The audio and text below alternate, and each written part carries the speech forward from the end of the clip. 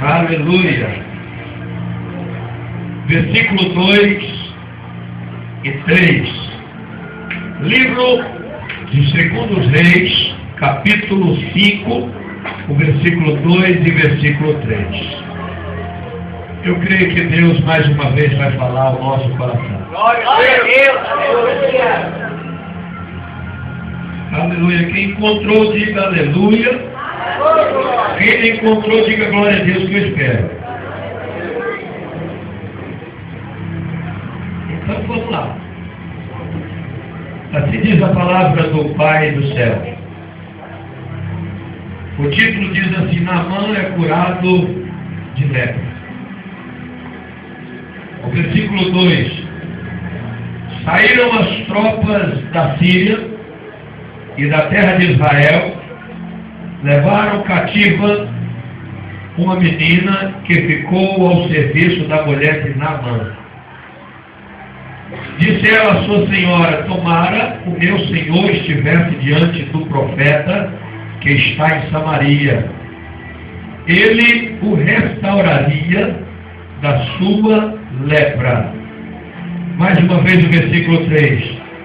Disse ela à sua senhora: oxalá o meu senhor estivesse diante do profeta que está em Samaria, ele o restauraria da sua lepra.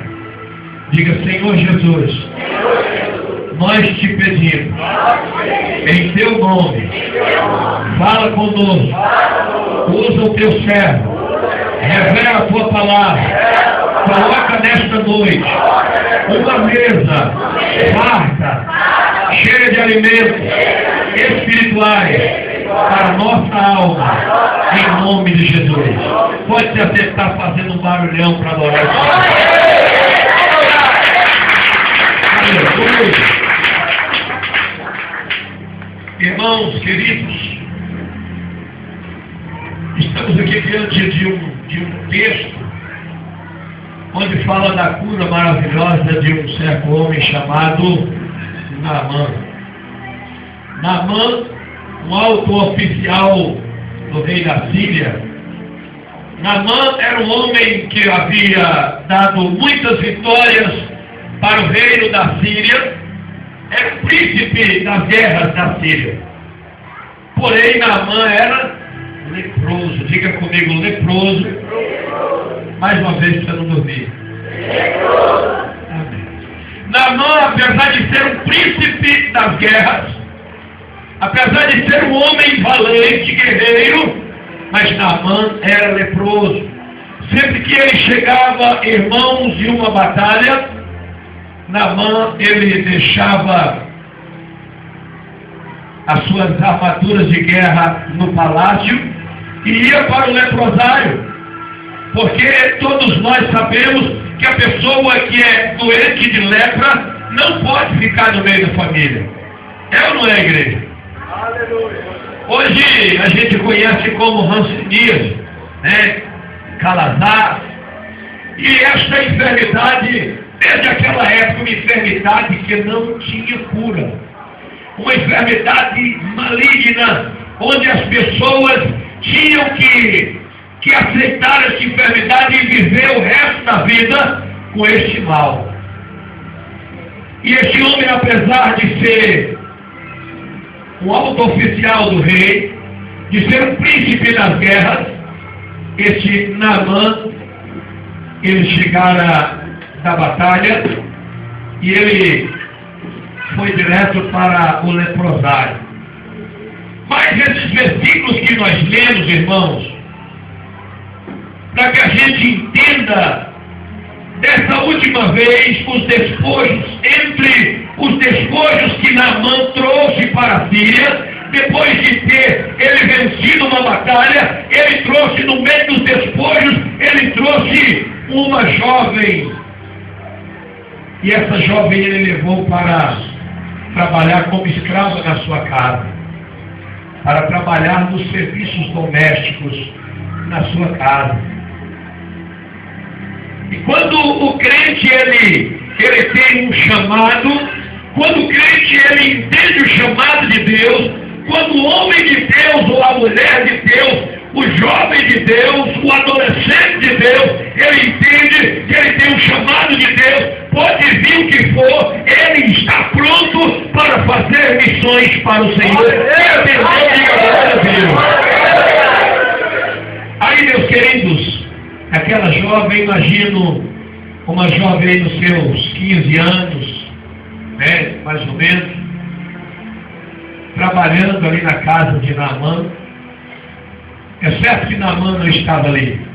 É certo que ele, apesar de ter vencido mais uma batalha, ele estava agora humilhado no leprosário. Porque a lepra humilha, irmãos.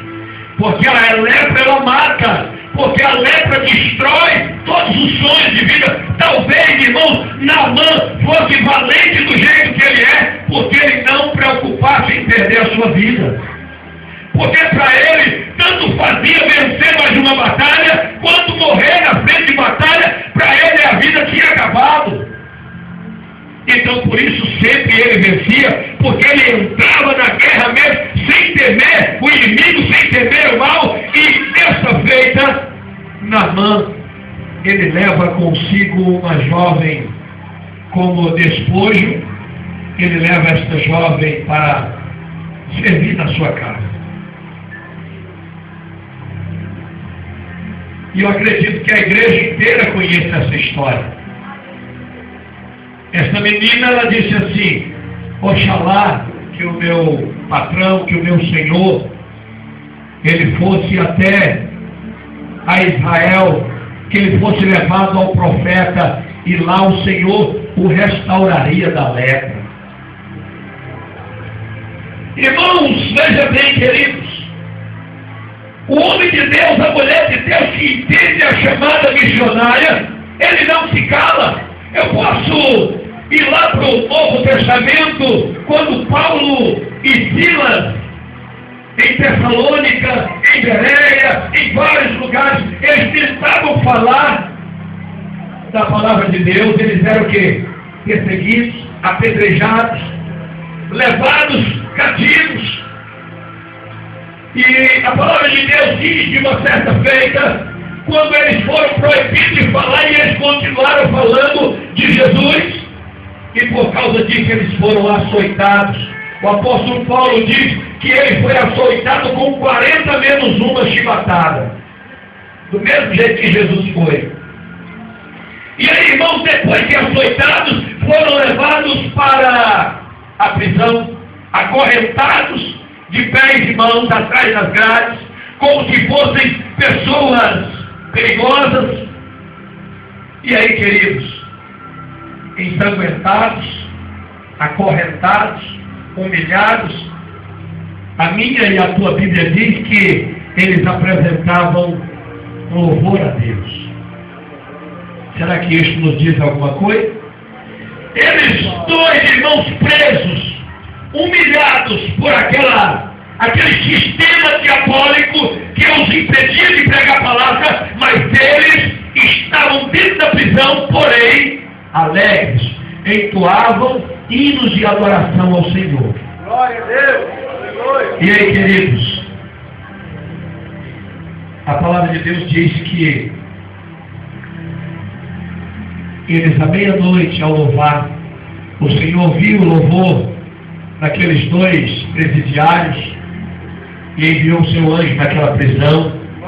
E aquela prisão foi abalada, os alicerces daquela prisão, eles sentiram o terremoto da parte de Deus e foram abalados, as prisões foram abertas, as correntes caíram dos seus pés, das suas mãos, e eles foram libertos para a honra e glória do nome do Senhor Jesus, porque quem tem uma chamada missionária pode se levantar o maioral dos demônios, que não impede a sua chamada missionária. Quem tem que fala e adora a Deus. Levante a mão para o céu, feche o teu olho aí agora, porque eu quero profetizar no nome de Jesus. Aleluia! Em nome de Jesus. Grande é Deus!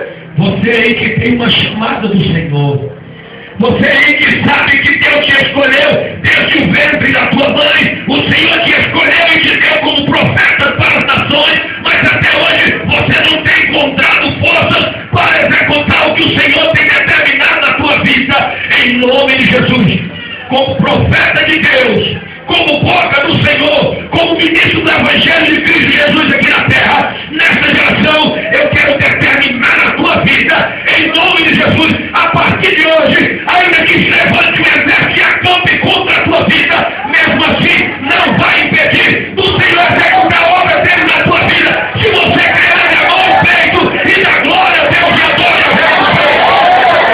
Aleluia! Ninguém vai parar a tua chamada, ninguém vai parar o teu ministério. Sai a mão, poderosidade. Aleluia! Ninguém pode parar a tua chamada. Fizeram isso com José, irmãos. Todo mundo conhece a história de José. Lançaram ele na cisterna, lançaram no calabouço, mas lá ele continuou na presença do Senhor e tornou-se o segundo homem de Faraó. Tentaram fazer isso com Daniel, tentaram fazer isso, irmãos, com todos os profetas, mas sempre que tentavam impedir, o Senhor exaltava mais e mais. Sempre que tentavam paralisar a obra missionária, o Senhor levava, aleluia, com mão forte, irmãos. Glória a Deus. 453 anos depois de Jacó entrar na terra do Egito com a sua família, porque José agora era o segundo homem de Faraó. 450 anos depois, queridos, estava Israel humilhado. Aquela multidão de israelitas, de hebreus, humilhados porque José já havia morrido. Entrou outros faraós que não conheciam a José, que não eram amigos de José e que escravizavam o povo de Deus. Eram sustentados com pão de amargura, mas quando eu leio a palavra de Deus, eu me alegro aos extremos, porque quanto mais eles oprimiam os hebreus, mais filhos nasciam aos hebreus, de forma que os israelitas se tornaram em maior número do que os egípcios. Era chamada missionária de Deus. E de repente, Deus, aleluia, ele levanta um chamado Moisés para ser o libertador de Israel. O que é que acontece? Quando Moisés nasce, Faraó manda matar todas as crianças do sexo masculino. Aí a mãe Joquebede teve que colocar Moisés em uma arquinha